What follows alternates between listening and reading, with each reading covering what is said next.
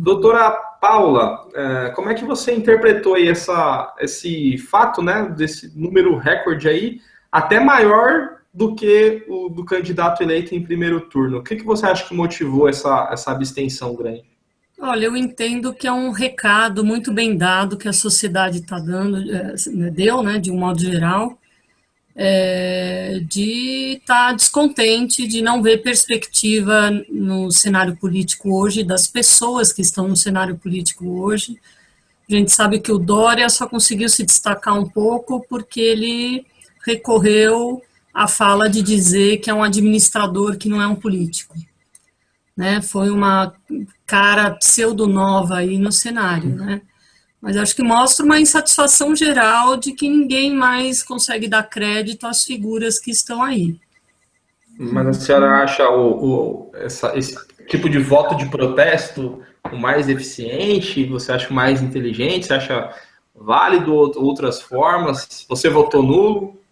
Não votei nulo e não votaria nulo. Por mais também descontente que eu esteja. Eu respeito a opção pelo voto nulo, mas eu não acho uma boa alternativa. Porque você pode invalidar uma eleição, você pode e não vai resolver. As figuras que estão aí são essas. Não temos hoje nada emergente em termos melhores, né? E eu realmente não acho uma boa solução. Eu acho que dá um recado de insatisfação, que os políticos têm que prestar atenção e têm que se mexer, dá um recado para os partidos de que não dá, o brasileiro não é tão inconsciente assim como sempre se achou, como se pensa, né? Assim, a gente já tem várias evidências de quebra de alienação, né? Mas o voto nulo eu acho ele bem preocupante, eu acho que ele é uma atitude um tanto cômoda. Tira o meu da reta, assim, não vou participar da decisão. Se der uma meleca, eu não votei em ninguém, né? E, assim, eu não. Há quem não pense assim, que veja diferente, eu respeito, mas eu acho uma coisa perigosa. Numa dessas, você se omite e alguém bem desagradável pode sair na frente, ou pode gerar um segundo turno aí complicado, poderia ter gerado, né?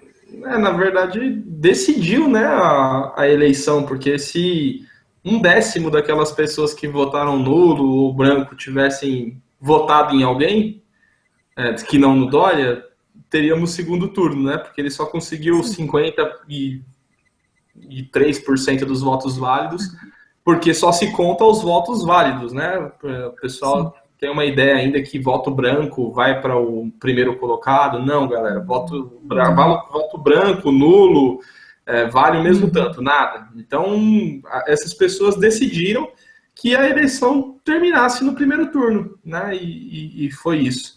Essa foi a única direção, né? Porque estão insatisfeitos, acabaram elegendo um do mesmo jeito, ou levariam para um segundo turno. Quer dizer, teve-se uma intenção e o resultado é outro. Por isso que eu acho que o voto nulo não é uma boa. Você vota em São Paulo ou em Guarulhos, André? Em Guarulhos. E aí vai ter segundo turno? Vai ter segundo turno e foi um caos as eleições aqui, eu acho. Foi muito deprimente. E eu vou falar assim, decepcionada comigo mesma, porque eu fiquei analisando. Não, primeiro porque eu acho que eu acompanho mais, eu acho que é um erro, né, na verdade, até um erro meu que eu acompanho mais em São Paulo do que aqui, porque como eu fico mais em São Paulo, tanto que eu vou transferir meu título de eleitor, porque, né, não faz sentido nenhum, sei lá, não sei, preciso pensar, assim, questão política mesmo. Mas aqui também, o número de abstenções foi gigantesco. Gigantesco. E definiu, assim, muitas coisas, assim. E aqui também, eu acho que é como, assim como São Paulo, o próprio partido, e aqui eu não vou entrar no mérito qual partido que eu, né, como fala? Me pareço mais, gosto mais. Que eu me simpatizo, até porque, sei lá, ultimamente não me simpatizo com nenhum. Mas, assim, teve vários fatores que influenciaram. Por exemplo, aqui em Guarulhos, o PT, o partido, né, o PT, ele tá muito desmoralizado pelo que o prefeito anterior fez aqui. Assim, questão de PTU, aumento gigantesco, as questões na parte de educação, nossa, foram terríveis, a greve que teve ultimamente aqui dos professores. Então, assim, ficou muito desmoralizado. E aí junta com essa questão da Lava Jato, que aí foi num nível já nacional.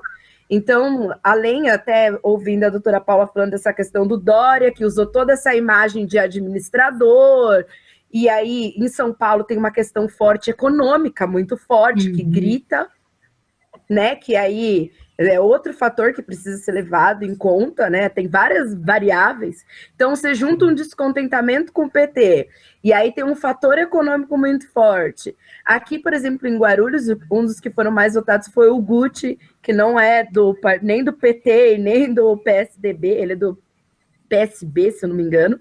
Então, foi meio que vamos sair de PT, desse binômio, PT e PSDB, apesar do PSB estar bem ali também.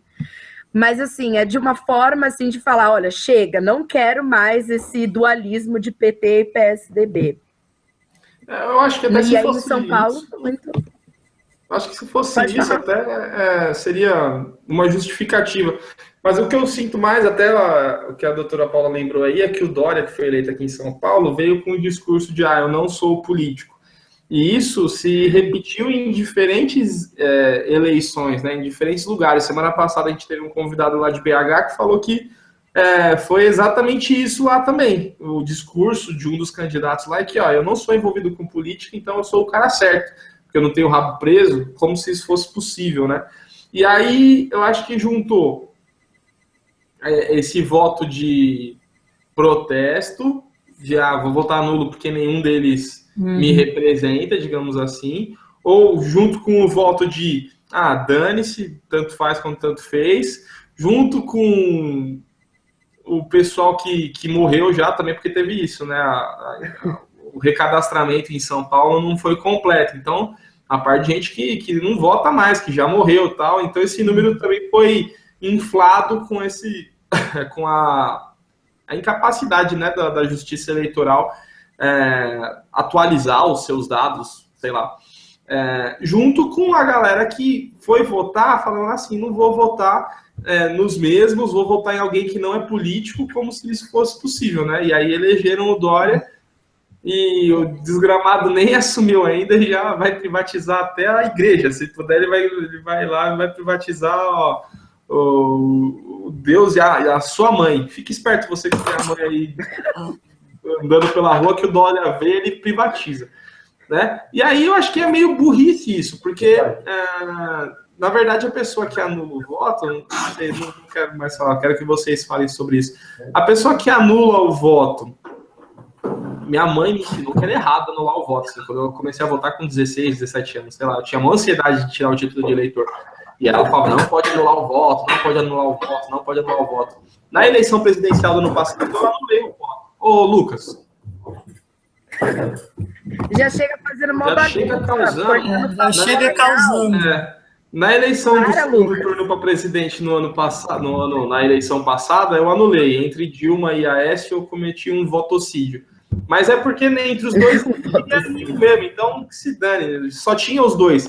Mas eu acho que no primeiro turno você tem uma chance de querer dizer alguma coisa com o seu voto. Tipo assim, eu tive alguns amigos que sabiam, por exemplo, que a Irondina não ia votar, não ia ir para o segundo turno de jeito nenhum, mas que votaram nela para falar, não, quero que ela tenha certo número de votos para mostrar que o que ela defende tem apoio da população. Eu acho que o primeiro turno não é um momento mais estratégico para você anular o voto.